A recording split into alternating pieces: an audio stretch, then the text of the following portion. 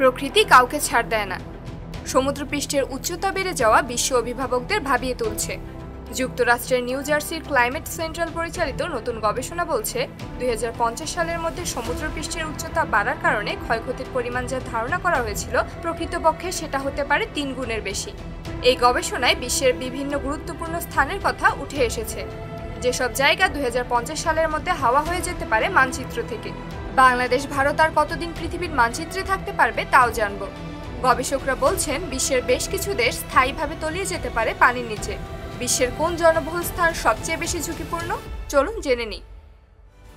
Number 8, ইরাকের বসরা। ইরাকের বৃহত্তম শহরগুলোর মধ্যে বসরা একটি গুরুত্বপূর্ণ অর্থনৈতিক কেন্দ্র। 14 লাখ মানুষের এই শহর। 2050 সালের মধ্যে সমুদ্রপৃষ্ঠের উচ্চতা অতিরিক্ত বাড়ার ফলে এই শহরগুলোর মানুষ সময়ের সাথে সাথে শহর পাল্টাতে শুরু করবে।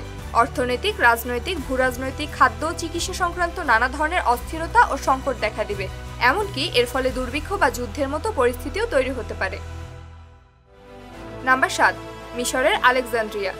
যিশু খ্রিস্টের জন্মের 330 বছর আগের প্রতিষ্ঠিত শহর আলেকজান্দ্রিয়াও আছে ঝুঁকিপূর্ণ শহরের তালিকায়। ভূমধ্যসাগরীয় তীর ঘেঁষে প্রায় 32 কিলোমিটার জুড়ে গড়ে ওঠা নগরী মিশরের দ্বিতীয় বৃহত্তম শহর। এখানেই মিশরের বৃহত্তম সমুদ্র বন্দর, আর ঠিক এ কারণেই এটি শিল্প ও বাণিজ্য কেন্দ্র। এখানে সুয়েজ খাল হয়ে আসা প্রাকৃতিক গ্যাস ও তেলের পাইপলাইনও আছে। 60 লাখের বেশি মানুষ বাস করে এই শহরে। 2050 সালের মধ্যে এই দেশটিও বিশ্ব মানচিত্র থেকে মুছে যাবে। নাম্বার 6, ভারতের মুম্বাই।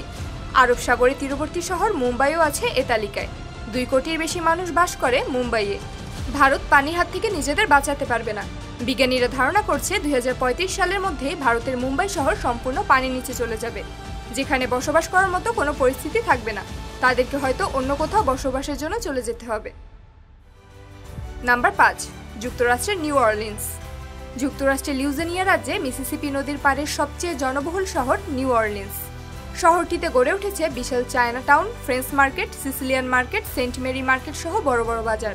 2005 সালের আগস্টে ক্যাটরিনা হারিকেনের আঘাতে মারাত্মকভাবে ক্ষতিগ্রস্ত হয় শহরটি। সে সময় এই অঞ্চলের 80% বেশি অঞ্চল প্লাবিত হয়। হাজার হাজার মানুষ মারা যায়, অনেকে অন্য শহরে চলে যান। জনসংখ্যা 50% কমে আসে। 2045 সালের মধ্যে যুক্তরাষ্ট্রের নিউ অরলিন্স রাজ্যটিকে আর খুঁজে পাওয়া যাবে না। নাম্বার 4, চীনের শেনজেনের নানশান ডিস্ট্রিক্ট। গবেষণায় আশঙ্কা করা হচ্ছে চীনের নগর উপকূলীয় ভূমির 1/4 20 বছরের মধ্যে সমুদ্রপৃষ্ঠের নিচে তলিয়ে যেতে পারে। দেশটির প্রায় 4.30 লাখ মানুষ ঝুঁকিপূর্ণ উপকূলীয় অঞ্চলে বাস করে। দক্ষিণ চীন সাগর থেকে 60 কিলোমিটার দূরে অবস্থিত হো চি মিন শহরের অবস্থান এই ঝুঁকিপূর্ণ এলাকার ভিতর। নাম্বার 3, থাইল্যান্ডের পাতায়া সৈকত। থাইল্যান্ডের পাতায়া সমুদ্র সৈকত মধুচন্দ্রিমার জন্য বিশ্বের অন্যতম জনপ্রিয় স্থান। এই শহরের রাতের সৌন্দর্যের টানে প্রতি বছর 94 লাখ পর্যটক ভিড় করেন। 2040 সালের মধ্যে পাতায়া সহ ইংল্যান্ডের রাজধানী ব্যাংককে দক্ষিণাঞ্চলের একটা বড় অংশ হারিয়ে যেতে পারে বিশ্ব মানচিত্র থেকে। নাম্বার 2, বাংলাদেশের উপকূলীয় এলাকা। বাংলাদেশে বন্যা হলে কি অবস্থা হয় তা তো দেখাই যাচ্ছে। ইতিমধ্যেই দেশের বেশ কয়েকটি এলাকা একেবারে পানির নিচে রয়েছে। বিজ্ঞানীদের মতে 2040 সালের মধ্যে সমুদ্রের পানির যে উচ্চতা হবে তাতে সম্পূর্ণ বাংলাদেশ পানির নিচে থাকবে। নাম্বার 1, ভিয়েতনামের দক্ষিণাঞ্চল রাতের হো চি মিন শহর। উন্নয়ন অর্থনীতিবিদরা ইতিমধ্যে ভিয়েতনামকে দ্য নেক্সট এশিয়ান টাইগার আখ্যায়িত করতে শুরু করেছেন, তবে তা খুব বেশি দিন স্থায়ী হবে বলে মনে হচ্ছে না। বিজ্ঞানীরা বেশ বড়সড় পূর্বাভাস দিয়ে দিয়েছেন দেশটিতে। ভিয়েতনামের সমুদ্র তটরেখা উত্তরে চীন সীমান্ত থেকে শুরু করে দক্ষিণে থাইল্যান্ড উপসাগরের কম্বোডিয়ার সীমান্ত পর্যন্ত বিস্তৃত, লম্বায় 3444 কিলোমিটার দীর্ঘ। 2024 সালের হিসাব অনুসারে ভিয়েতনামে প্রায় 10 কোটি মানুষের বাস। হো চি মিন শহর এই দেশের অর্থনীতির কেন্দ্র। অথচ ধারণা করা হচ্ছে দ্রুত সমুদ্রপৃষ্ঠের উচ্চতা রোধে বড় কোনো উদ্যোগ না নিলে 2035 সালের মধ্যেই এই শহরও তলিয়ে যেতে পারে পানির নিচে।